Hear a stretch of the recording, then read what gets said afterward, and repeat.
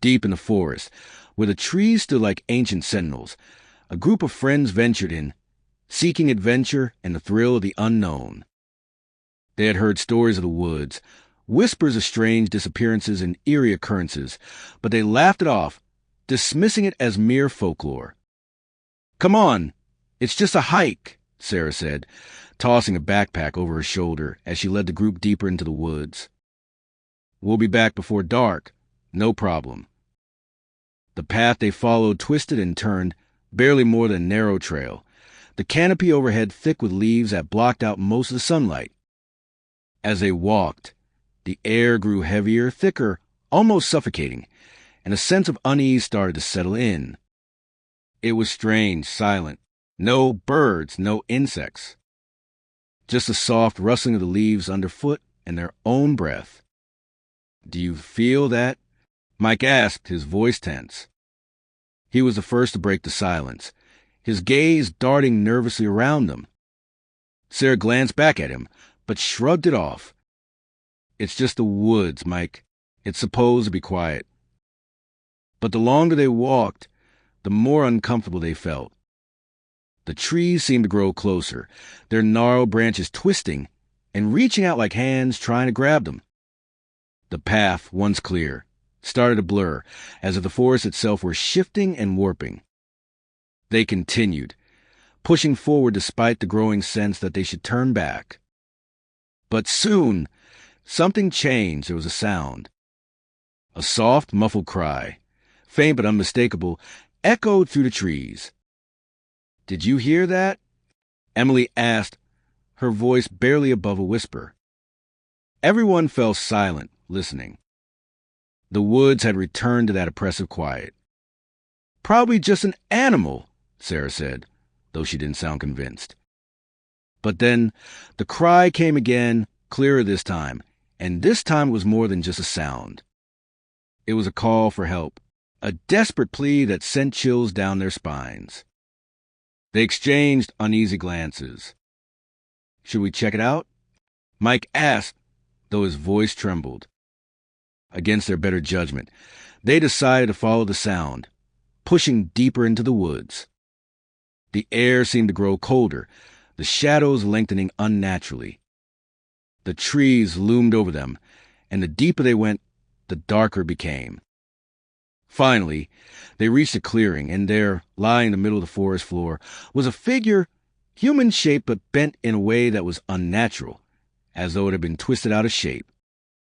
Its back arched in a grotesque curve, limbs splayed at strange angles.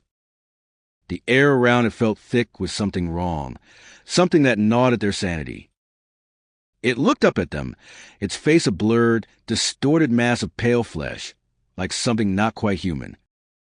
The eyes, if they could even be called eyes, were hollow pits, black and endless. The creature opened its mouth, but no sound came out. Only the echo of the earlier cry. Suddenly, a cold breeze swept through the clearing, and the creature's head snapped to the side, its twisted neck cracking like dry wood.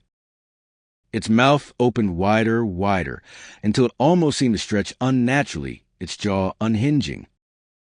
"Help me," it whispered, but the voice was wrong, too deep, too distorted, like 1,000 voices overlapping each other. Before they could react, the creature lunged at them, moving impossibly fast for its deformed body. In a blur of motion, it vanished into the trees, leaving only a feeling of dread in its wake.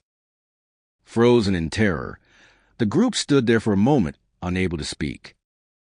They turned to run, but the path they had come from was gone. The woods had shifted, closing off their escape. From the shadows around them, the cries began again, faint, tortured, and now many, all at once. The forest was alive with voices, screams, whispers, and calls that echoed off the trees. The ground beneath their feet seemed to tremble, and the trees themselves began to sway as if breathing.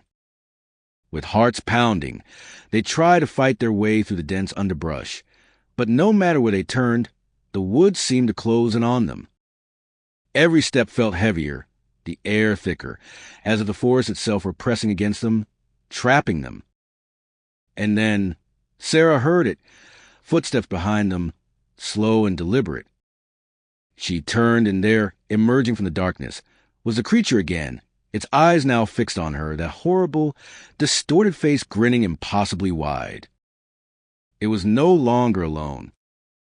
From the trees, from the shadows, more figures began to emerge, twisted and warped, their forms barely human. They moved toward the group, their hollow eyes fixed on their prey. No one screamed. They couldn't. The last thing Sarah saw before the darkness overtook her was the creature's twisted face, inches from hers, whispering softly in her ear, "Stay with us, forever."